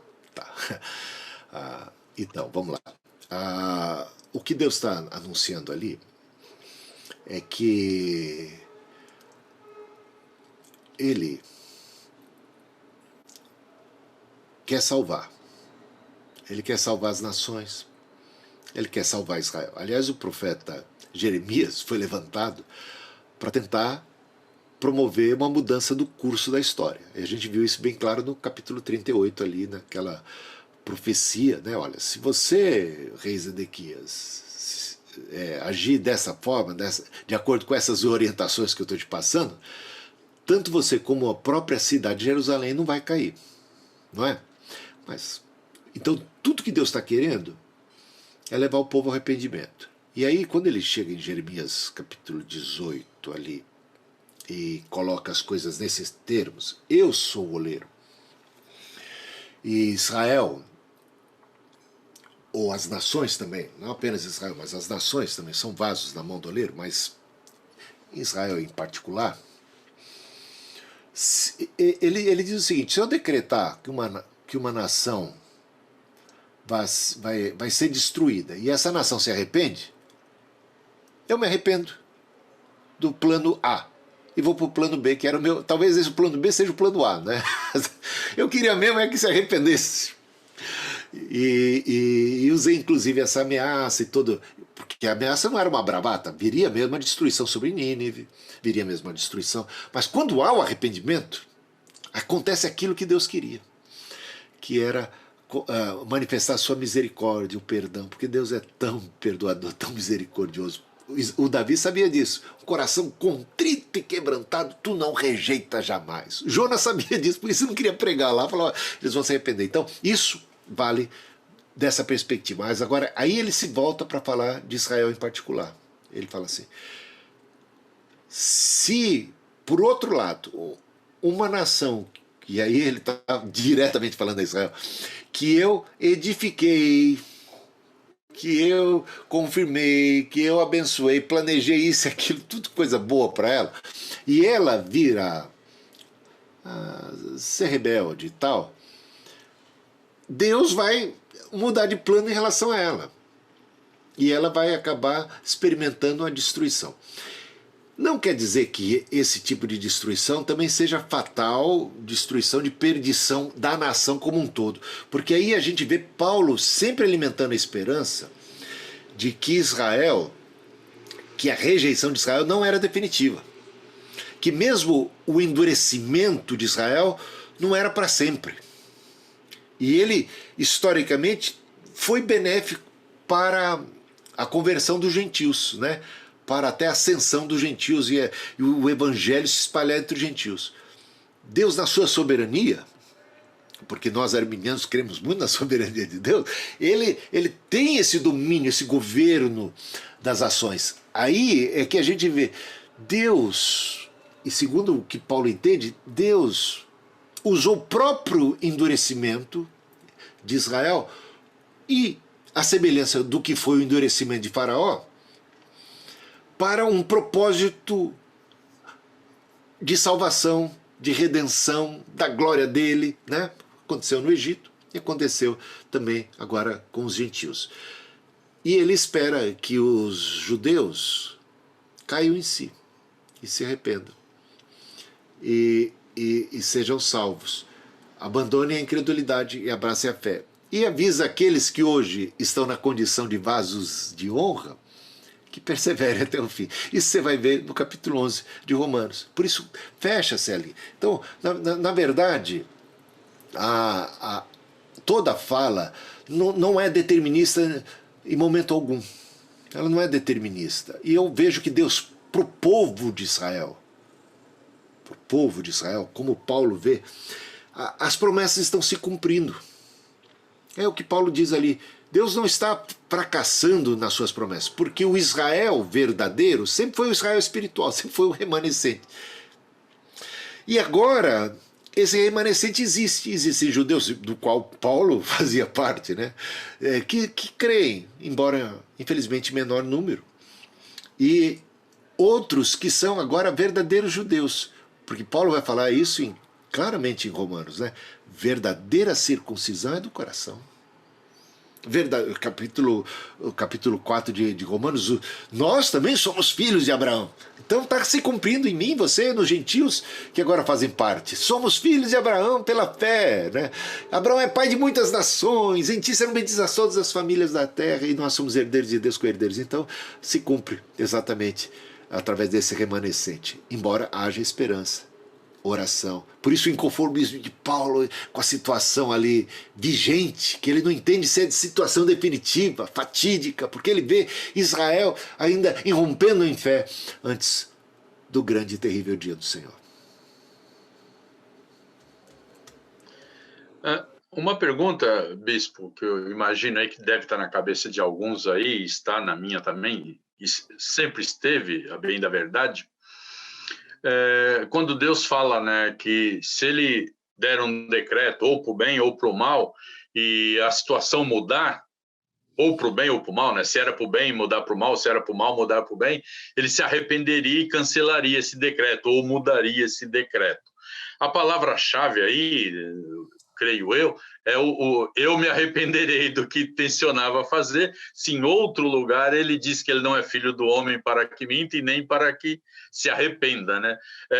Uma explicação sobre isso aí, por favor. Vamos explicar, né? Precisamos explicar mesmo, né?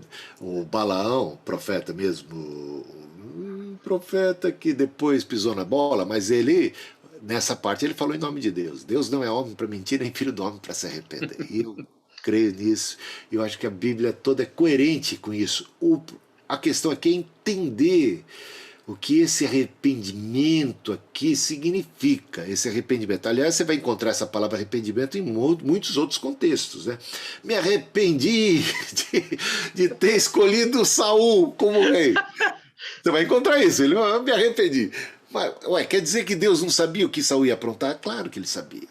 Mas o que significa isso? Que a escolha de Deus, quando Deus escolheu o Saul,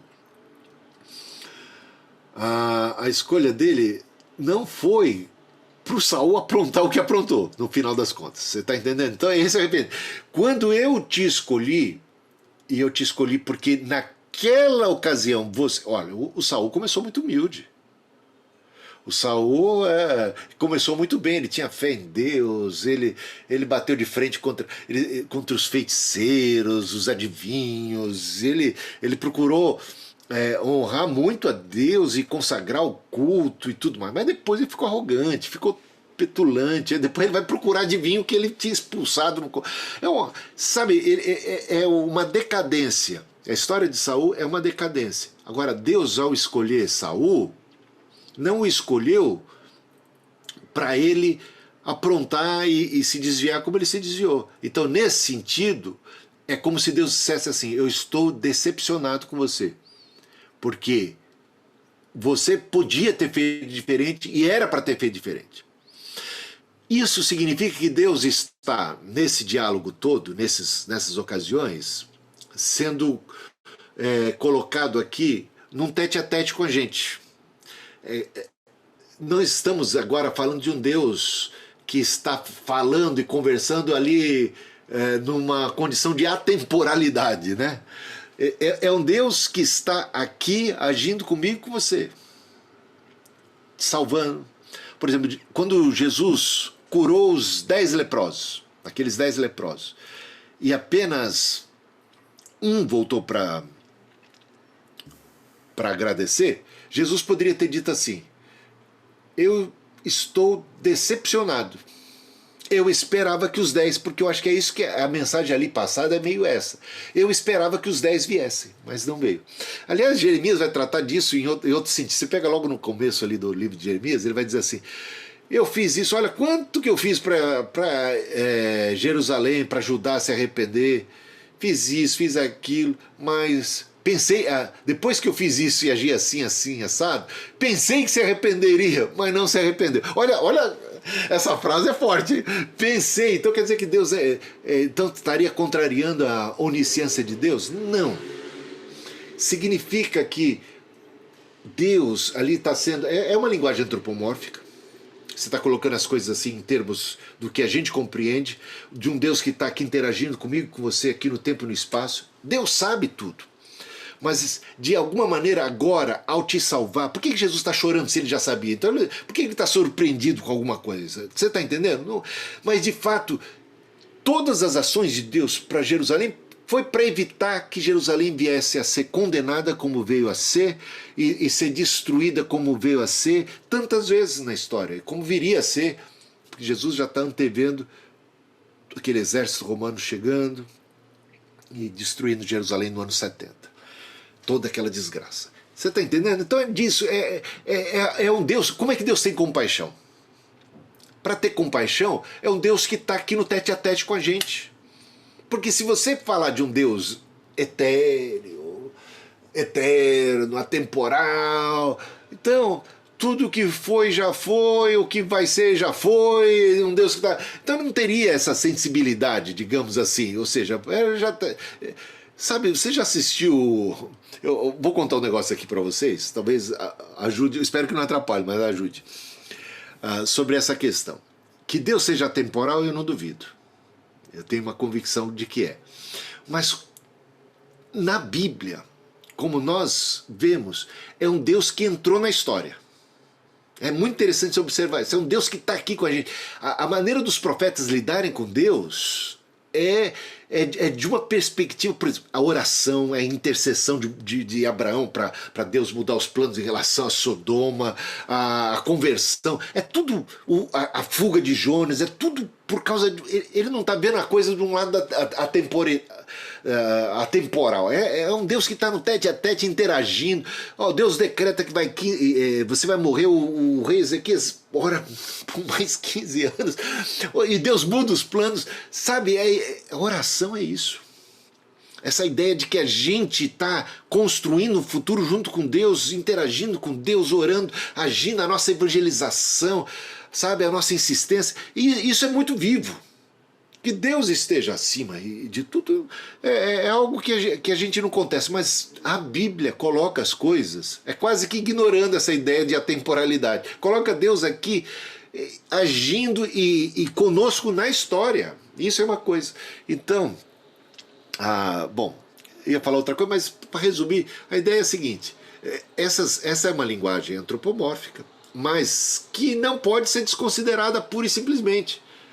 Significa que Deus tinha para Saul um outro plano, que tinha para Israel um outro plano. A gente vê ali no caso da profecia de Jeremias 34 ali, que para o rei Ezequias não era para ter sido daquele jeito, podia ter sido diferente, mas porque ele não obedeceu a voz de Deus, acabou sendo daquele jeito. É isso. Ou seja, de fato, as coisas a interação é muito viva, muito dinâmica, gente. Isso faz com que a gente seja muito responsável, que a gente tem que estar vigiando, que a gente tem que estar orando, que a gente tem que estar buscando, que a gente tem que estar clamando, que a gente tem que estar agindo. É isso. Por que Paulo era tão incansável? Né? Porque ele não ficava de braços cruzados esperando que Deus fizesse tudo. Porque ele entendia que Deus bota uma pilha na gente, ele dá uma paz por um lado, mas depois bota uma pilha na gente também, move a gente, leva a gente a desafios. Eu vejo por aí. Não? Então, de fato, o arrependimento ali é uma linguagem antropomórfica. De fato, Deus ele não muda. O caráter dele, as promessas dele são muito firmes. Agora, existem promessas condicionais. E a gente tem que entender isso também, né? Só mais uma coisa, sem querer estender muito, ainda em cima disso, só para falar que Deus tinha um outro plano para Esaú, né? Isso de alguma forma não fere a onisciência de Deus. Quer dizer, Deus sabia que Saul ia dar no que deu.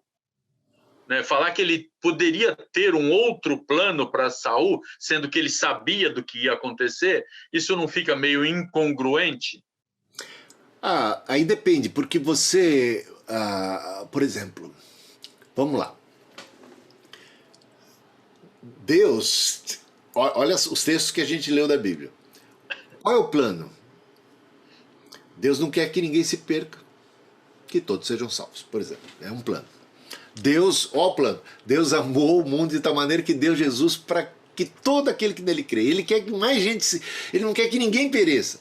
Ou seja, então, as coisas são colocadas de um jeito, por exemplo, Deus não queria que o propósito eterno, já decreto de Deus, que o Esaú fizesse aquela palhaçada e perdesse. Mas Deus sabia que isso ia acabar acontecendo. Então, as afirmações, muitas vezes bíblicas, a respeito dos decretos ou da eleição ou de alguma coisa assim de Deus, tem a ver com a onisciência, com a presciência.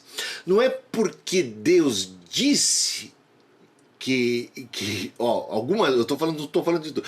Não é que porque Deus disse que o Pedro ia negar 3 vezes que Pedro negou. É porque Deus sabia que Jesus sabia que ele ia negar, que Deus disse que ele ia negar. Aí então quase que você pergunta assim, o que veio primeiro? O ovo ou a galinha, né? No caso ali, veio primeiro a negação de Pedro. Não foi Deus, o decreto de Deus que fez o Pedro negar. Foi o Pedro que, por livre e espontânea vontade, por não dar ouvidos à voz de Cristo, que chegou àquele ponto. Deus sabia. Anunciou, ainda advertiu, ainda sabia que mesmo advertindo não ia dar, que ele ia cair do mesmo jeito. Portanto, ele decretou, antes que o galo cante, você vai me negar 3 vezes. Mas não é porque eu digo isso que você vai me negar, é porque eu já te vi negando. Então aí seria a diferença, tá? Gente, mais alguém? Que aí a gente libera o bispo. Eu quero perguntar, Pergunta aí, Ricardo. Diga, Ricardo, dá para você abrir o vídeo aí ok? Tá ouvindo, né? É Sim, sobre a tô ouvindo. salvação.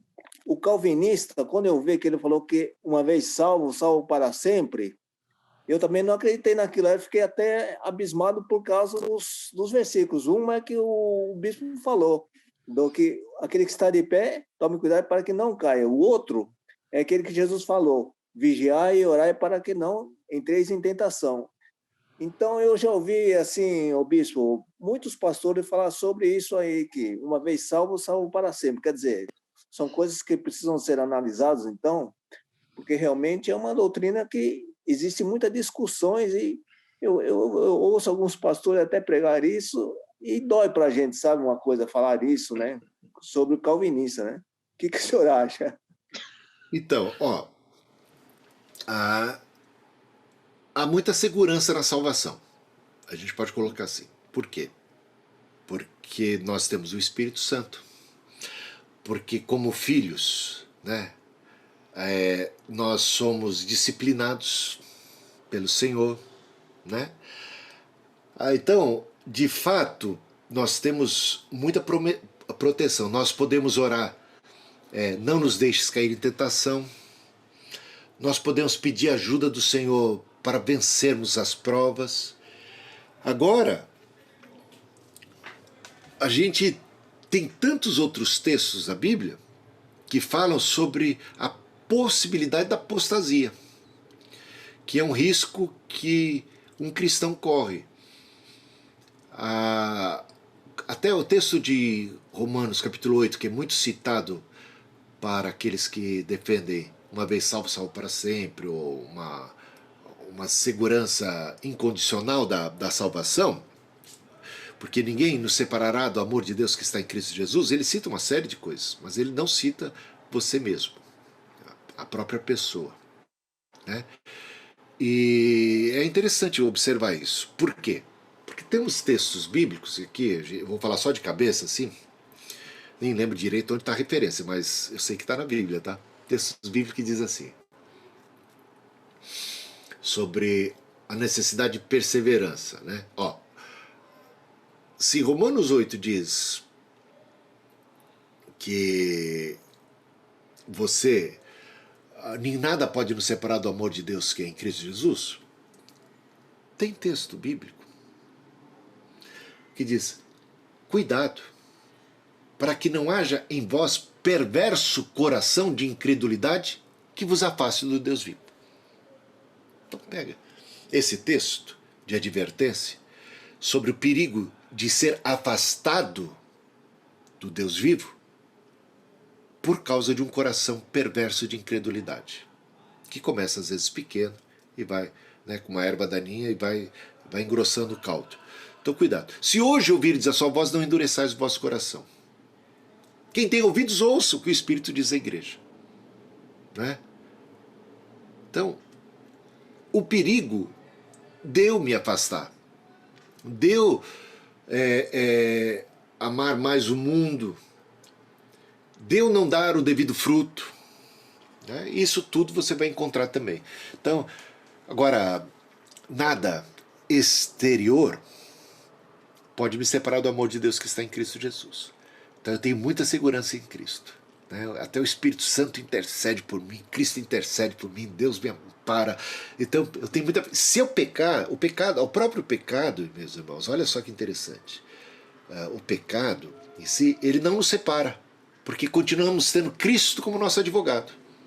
Agora, se eu não recorrer a Cristo como advogado, se eu abdicar de Cristo, aí eu vou estar numa roubada, você está entendendo? Então não se aparte do Deus vivo, do Cristo, para estar em Cristo só mediante, no Deus vivo só mediante a Cristo, é isso. Então se confessarmos os nossos pecados, Deus é fiel e justo, mas é para andar na luz, né? E se andarmos na luz, a gente tem comunhão e Ele perdoa os pecados. Andar na luz não significa impecabilidade, mas significa que essas coisas eu vos escrevi para que não pequeis. O propósito é andar na luz, é ter uma vida de vitória. O maligno não toca, né? Não vive na prática do pecado, mas se pecar, né, temos em Deus um advogado. Eu vejo por aí, tá? Então, tem certeza da salvação? Tem, porque a salvação está em Cristo, na minha confiança no Senhor. Mas e se eu deixar de confiar em Cristo? Né? E se eu me desviar? Então esse é o perigo, que eu mesmo sou minha maior ameaça contra mim mesmo, não são as outras coisas. Gente, tudo bem? Podemos dispensar o bispo e encerrar a aula de hoje? Alguém tem mais alguma questão, não? Tudo bem. Então tá jóia. Tá Bispo, jóia. Valeu, pessoal. Grande abraço. Agradeço e muito obrigado aí pela disposição aí em nos ajudar. Bom estar com vocês. Deus abençoe.